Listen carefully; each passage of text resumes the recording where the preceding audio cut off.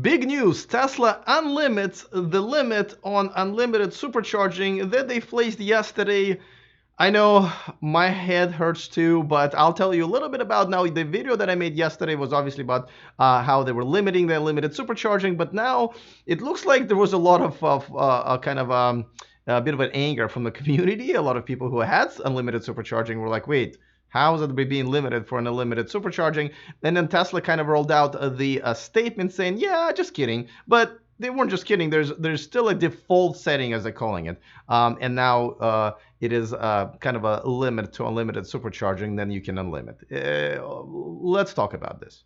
Taking over the world, electrifying the world, E4 Electric. Welcome to E4 Electric, your number one source of unbiased electric car news. If this is your first time here, go ahead and click on that subscribe button so you don't miss anything moving forward. And of course, a huge thank you to my Patreon community who support this independent channel every day. And of course, they get a perk of watching me live. If you want to join me there, boom, patreon.com/4e. .com/E4Electric. Can't talk today. Heads up. All right. So as you know, yesterday we talked about that Tesla put a limit, an 80% charging limit on when you're charging in certain specific superchargers that they've decided that are busy, and then kind of split up evenly in half and half. The ones that are just going to be 24/7, the limit was going to be enforced. And another half, just the ones that are going to be enforced when it's just busy time, right? And I guess holidays and rush hours and stuff like that. In total, it was going to affect 17% of all the supercharging locations. Now, don't get me wrong. I think everybody thought that this was a good idea. And this is the message that people started to see. As a matter of fact, this is the message that I copied from my Tesla owner Facebook group that I have. I actually have a couple of them. Join if you haven't already.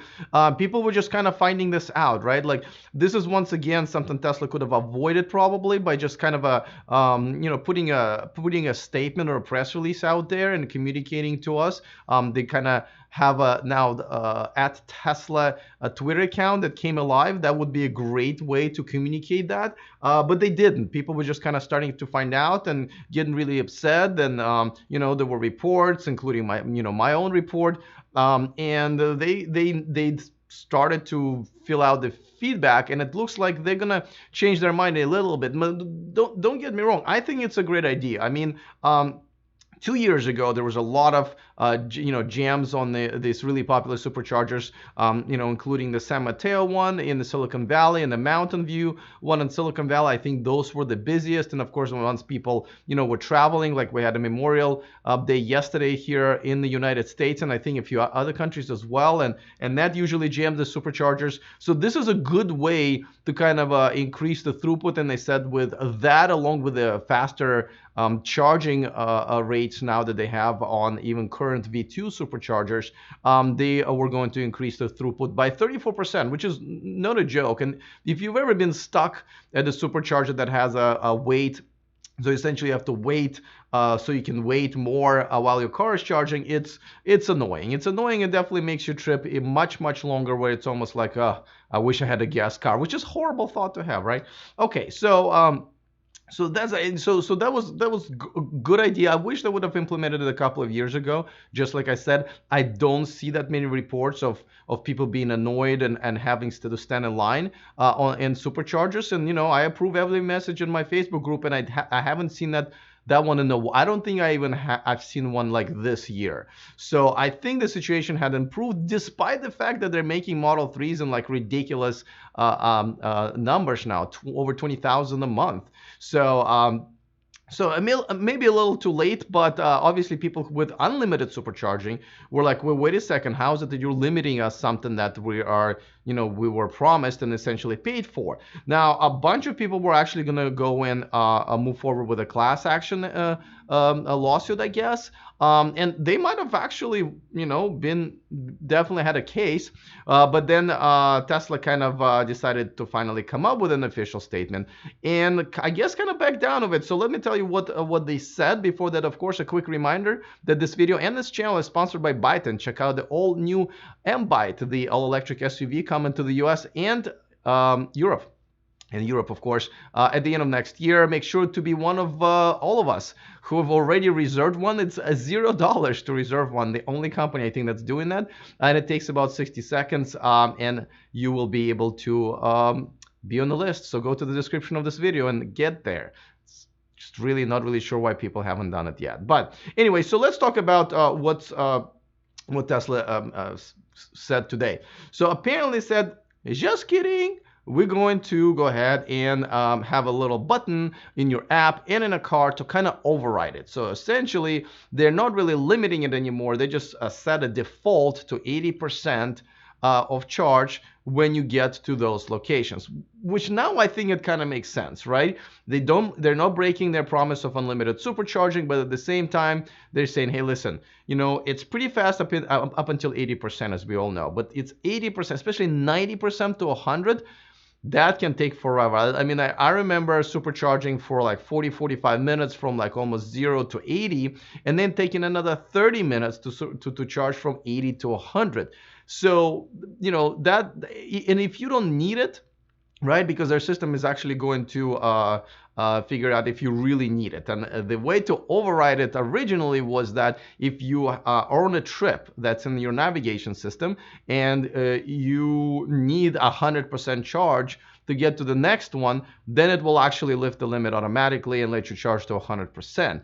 But if you don't have any destination already set in your navigation system, or you don't need 100% charge, then it's going to be set to 80, which again, all of this is kind of making sense now. I think it all goes to this whole thing where Tesla just needs to learn PR.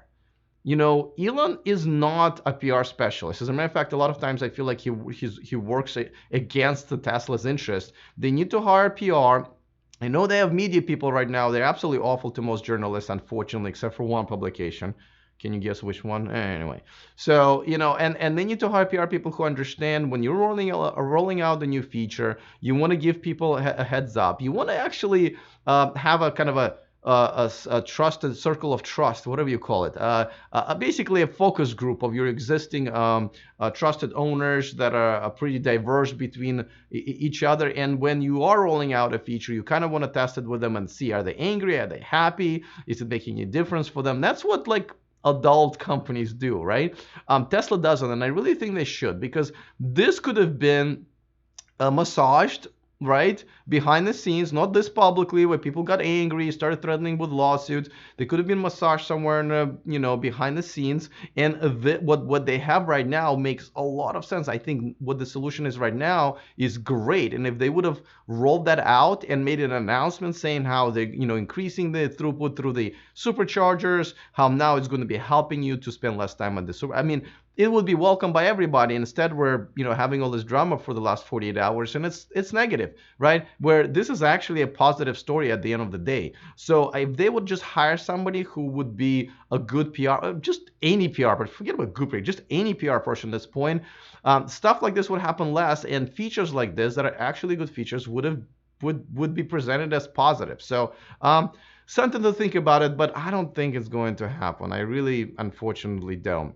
All right, don't forget to subscribe to our free VIP list where you get an extra story every week that we don't feature on this channel. So something for our newsletter subscribers. But now we also feature Deal of the Month, and we continue with the lighted tea, one of the most popular products on Avanex.com. They already have a $50 off discount. And if you subscribe to our newsletter, you're going to get an additional $50 discount, which is basically sends you the code. So really not sure what you're waiting for. You know, this and the Biden reservation together will probably take you 60 seconds to accomplish both. So yeah, don't forget to do that. Looking forward to your comments about this latest development with the Tesla Superchargers. Other than that, see you guys next time, and remember to stay charged.